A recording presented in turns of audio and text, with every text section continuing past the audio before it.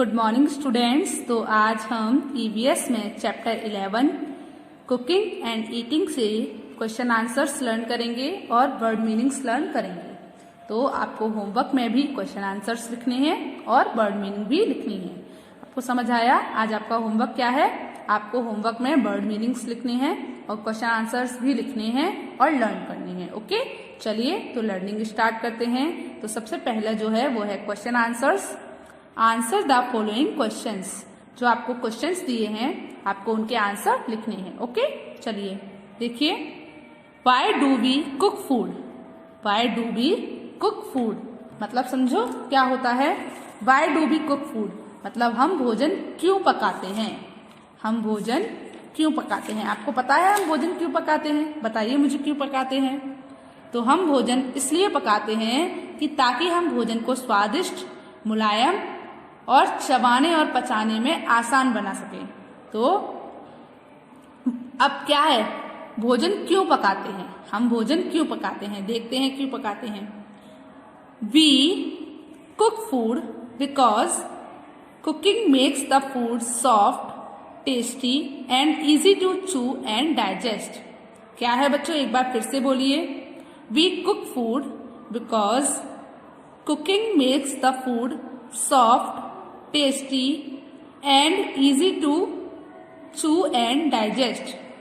चू and digest मतलब क्या है, जो भोजन होता है वो इसलिए पकाते हैं क्योंकि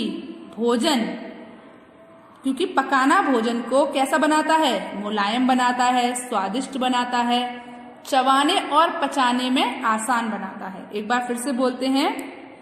we cook food because cooking makes the food soft, tasty and easy to chew and digest. तो एक बार फिर से अब हम इसकी हिंदी में भी आंसर बोलते हैं। हम भोजन इसलिए पकाते हैं क्योंकि पकाना भोजन को स्वादिष्ट, मुलायम और चबाने और पचाने में आसान बनाता है। समझ आया आपको? एक बार फिर से बोलिए, क्वेश्चन बोलिए पहले फिर आंसर बोलिएगा। Why do we cook food? We cook food because cooking makes the food soft, tasty and easy to chew and digest. Okay? तो बच्चों सेकंड क्वेश्चन क्या है हमारा? What are the different way of cooking? What are the different way of cooking? मतलब क्या है बताइए आप, बताइए। खाना पकाने के विभिन्न तरीके क्या हैं? भोजन पकाने के विभिन्न तरीके क्या होते हैं? तो देखते हैं। Food can be cooked in different ways. Food can be cooked in different ways. कौन कौन से? Like boiling, baking, steaming, roasting, grilling, frying. Okay? कौन कौन से तरीके होते हैं? फिर से बोलिए। Food can be cooked in different ways like boiling, baking, steaming, roasting, grilling and frying. Okay? तो क्या हुआ? भोजन विभिन्न तरीके से पकाया जा सकता है, जैसे उबालना, सेकना, भापना, रोस्टिंग, ग्रिलिंग, तलना। ये सब क्या हैं? ये भोजन पकाने के तरीके हैं। एक बार फिर से क्वेश्चन बोलते हैं फिर उसका आंसर भी बोलते हैं। What are the different way of cooking? Food can be cooked in different ways like boiling, baking, steaming, roasting, grilling and frying. चलिए उसके बाद जो हमारा थर्ड नंबर का क्वेश्चन है वो क्या है? Name 3 kinds of stove. आपको क्या करना है? आपको 3 प्रकार के स्टोव्स के नाम लिखने हैं। तो क्या कौन कौन से होते हैं? गैस स्टोव, तंदूर, माइक्रोवेव। एक बार फिर से बोलिए। फर्स्ट है गैस स्टोव, सेकंड क्या है? तंदूर और थर्ड क्या है? माइक्रोवेव। ओके, एक बार फिर से बोलिए। आपको 3 तरीके के स्टोव्स के नाम लिखने हैं, गैस स्टोव, तंदूर, माइक्रोवेव। चलिए अब हम अपना अगला क्वेश्चन मतलब 4th नंबर का क्वेश्चन देखते हैं वो क्या है। तो बच्चों 4th नंबर का क्वेश्चन है what are the benefit of eating together in a family. एक बार फिर से बोलती हूँ। What are the benefits of eating together in a family मतलब क्या है? एक साथ परिवार में एक साथ खाना खाने के क्या लाभ हैं या फिर परिवार में एक साथ भोजन करने के क्या लाभ हैं। आप जानते हो जब हम एक साथ भोजन करते हैं तो हमें बहुत सारी अच्छी अच्छी आदतें विकसित होती हैं, जैसे एकजुटता की आदत, जो मैंने आपको बताया था कि जब हम एक साथ भोजन करते हैं तो हमें एक साथ रहने की आदत विकसित होती है। एक दूसरे से जो भोजन होता है उसे शेयरिंग करने की आदत आती है। और हेल्दी फूड, जो हेल्दी भोजन होता है, हेल्दी फूड होते हैं, उनको खाने की आदत होती है। एक तरीके का भोजन करने की आदत पड़ जाती है, क्योंकि जैसा सब लोग खाते हैं वैसा ही हम खाते हैं। और सबसे बड़ी बात, जब हम एक साथ भोजन करते हैं तो वो आनंदमय होता है, मतलब आनंददायक होता है। जब हम सबके साथ बैठकर खाना खाते हैं तो उस टाइम पर मजा भी तो बहुत आता है ना, एक साथ एंजॉयबल टाइम होता है ना वो, क्योंकि हम सबके साथ मजा कर लेते हैं। चलिए, तो अब हम इस क्वेश्चन को देखते हैं और इसका आंसर पढ़ते हैं। क्वेश्चन क्या था? What are the benefits of eating together in a family? तो क्या लिखेंगे हम? There are many benefits of eating together in a family, मतलब खाना खाने के एक साथ फैमिली में, परिवार में एक साथ भोजन करने के कई लाभ हैं। जैसे it gives sense of togetherness, यह हमें एकजुटता की भावना देता है। हमें क्या देता है? ये एकजुटता की भावना देता है। Second, it gives sense of sharing, यह हमें एक दूसरे से चीजों को बांटना सिखाता है ना, एक दूसरे के साथ चीजों को बांटना सिखाता है। It gives sense of sharing, मतलब क्या हुआ? ये हमें शेयरिंग करने की समझ देता है। एक साथ भोजन करना हमें शेयरिंग करने की समझ देता है कि हमें जो हमारा भोजन है या जो भी हमारी चीज है उसको एक दूसरे के साथ शेयर करना चाहिए। ओके, चलिए उसके बाद eating together is enjoyable. Eating together is enjoyable, मतलब जब हम एक साथ भोजन करते हैं तो वो समय जो होता है वो कैसा होता है? आनंददायक होता है, आनंदमय होता है। इसीलिए ईटिंग टुगेदर इज इंजॉयबल। चलिए एक बार फिर से बोलिए, what are the benefits of eating together in a family? There are many benefits of eating together in a family. It gives sense of togetherness, it gives sense of sharing, eating together is enjoyable. एक बार फिर से बोलिए, there are many benefits of eating together in a family. It gives sense of togetherness. It gives sense of sharing. Eating together is enjoyable. एक बार फिर से बोलिए मेरे साथ, There are many benefits of eating together in a family. It gives sense of togetherness. It gives sense of sharing. Eating together is enjoyable. तो बच्चों, आपको क्वेश्चन आंसर्स लर्न हुए।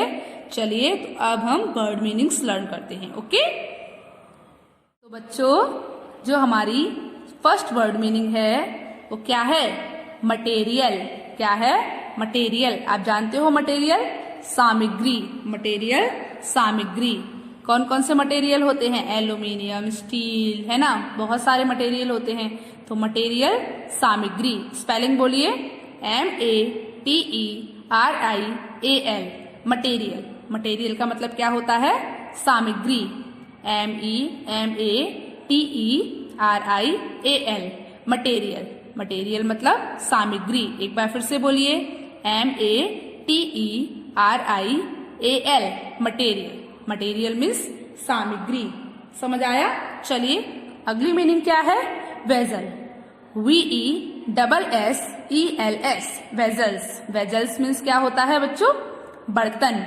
BESSELS, vessels. वेजल्स मीन्स बर्तन। एक बार फिर से बोलिए, VESSELS, वेजल्स। वेजल्स मीन्स बर्तन। एक बार फिर से बोलिए, वेजल्स मतलब क्या है? बर्तन। चलिए, उसके बाद अगली जो थर्ड नंबर पे जो हमारी मीनिंग है, वर्ड मीनिंग, वो है वॉक। वॉक का मतलब होता है कढ़ाई। WOK, walk. वॉक मीन्स कढ़ाई। WOK, walk. वॉक मीन्स क्या होता है बच्चों? कढ़ाई। वॉक, कढ़ाई। वॉक, कढ़ाई। वॉक मीन्स कढ़ाई। एक बार फिर से स्पेलिंग बोलिए, WOK, वॉक। वॉक मीन्स क्या होता है? कढ़ाई। कढ़ाई आप जानते हो, जिसमें समोसे तले जाते हैं, पूड़ियाँ तली जाती हैं, पकौड़े तले जाते हैं, है ना। चलिए, उसके बाद अगली जो फोर्थ नंबर की जो वर्ड मीनिंग है वो क्या है? फ्यूल। फ्यूल का मतलब क्या होता है? ईंधन। फ्यूल का मतलब क्या होता है बच्चों? ईंधन। FUEL, fuel. फ्यूल मतलब होता है ईंधन। फ्यूल, ईंधन। फिर से बोलिए, FUEL, फ्यूल। फ्यूल मतलब ईंधन। ओके, फ्यूल, ईंधन। फ्यूल ईंधन, फ्यूल ईंधन। चलिए उसके बाद अगली वर्ड मीनिंग है आपकी टुगेदरनेस। तो 5th नंबर पर जो हमारी वर्ड मीनिंग है वो क्या है बच्चों? Togetherness, TOGETHERNESS, togetherness. फिर से बोलिए, TOGETHERNESS, टुगेदरनेस। फिर से बोलिए, TOGETHERNESS, togetherness. Okay, togetherness means एकजुटता, टुगेदरनेस एकजुटता, टुगेदरनेस एकजुटता, TOGETHERNESS। एक बार फिर से बोलिए, TO2GET GETHER, togetherness NESS, togetherness एकजुटता, टुगेदरनेस एकजुटता, टुगेदरनेस एकजुटता। चलिए उसके बाद 6 नंबर की वर्ड मीनिंग है इन्फेंट्स। इन्फेंट्स का मतलब क्या होता है? शिशु, इन्फेंट्स शिशु। स्पेलिंग बोलिए, INFANTS, इन्फेंट्स। इन्फेंट्स का मतलब क्या होता है बच्चों? शिशु। INFANTS, इन्फेंट्स मतलब क्या होता है? शिशु। INFANTS, infants. इन्फेंट्स का मतलब क्या होता है? शिशु। INFANTS, infants. इन्फेंट्स का मतलब होता है शिशु। INFANTS, infants. इन्फेंट्स का मतलब क्या होता है? शिशु। इन्फेंट्स शिशु, इन्फेंट्स शिशु। चलिए उसके बाद अगली मीनिंग है हमारी अंगीठी। क्या है बच्चों? अंगीठी, ANGITHIS, अंगीठी। अंगीठी का मतलब अंगीठी ही होता है, ये तो आप जानते हो। आपने अंगीठी देखी है कभी? जिसमें हम बहुत सारे कोयले रखते हैं और उसके ऊपर से आग जलती है, उसे हम अंगीठी बोलते हैं। तो अंगीठी की स्पेलिंग क्या होती है? ANGITHIS, अंगीठी। अंगीठी का मतलब मैंने आपको बताया था क्या होता है? अंगीठी, ANGITHIS, अंगीठी। अंगीठी का मतलब अंगीठी। चलिए उसके बाद 8th नंबर की जो हमारी मीनिंग है वो है मेथड, METHOD, मेथड, विधि। मेथड का मतलब क्या होता है बच्चों? विधि। METHOD, method. मेथड मतलब क्या होता है? विधि। एक बार फिर से बोलिए, METHOD, मेथड। मेथड मतलब होता है विधि। METHOD, method. मेथड मतलब क्या होता है? विधि। METHOD, मेथड मतलब होता है विधि। METHOD, मेथड मतलब क्या होता है? विधि। मेथड, विधि, मेथड, विधि। उसके बाद 9 नंबर पर जो मीनिंग है वो है किचन। किचन का मतलब होता है रसोई घर। आप पूरा लिख सकते हैं रसोई घर। क्या लिख सकते हो बच्चों आप? रसोई घर लिख दो या फिर रसोई लिख दो, दोनों ही सही होते हैं। ओके, तो KITCHEN, किचन। किचन मतलब क्या होता है? रसोई या फिर रसोई घर। आप दोनों में से कुछ भी लिख सकते हो। ओके, तो क्या हो गया बच्चों? KITCHEN, kitchen. किचन का मतलब क्या होता है? रसोई घर। क्या होता है? रसोई घर। आप रसोई भी लिख सकते हो, रसोई घर भी लिख सकते हो। स्पेलिंग बोलिए, KITCHEN, kitchen. KITCHEN, kitchen. Kitchen means होता है रसोई। जहाँ पे खाना बनता है ना, किचन में खाना बनता है ना पूरा, तो उसको हम क्या बोलते हैं? रसोई। एक बार फिर से बोलिए, KITCHEN, किचन। किचन मीन्स रसोई। चलिए उसके बाद अगली जो वर्ड मीनिंग है वो है कॉइल। कॉइल का मतलब होता है कोयला, COAL, कॉइल। कॉइल का मतलब क्या होता है बच्चों? कोयला, COAL, कॉइल।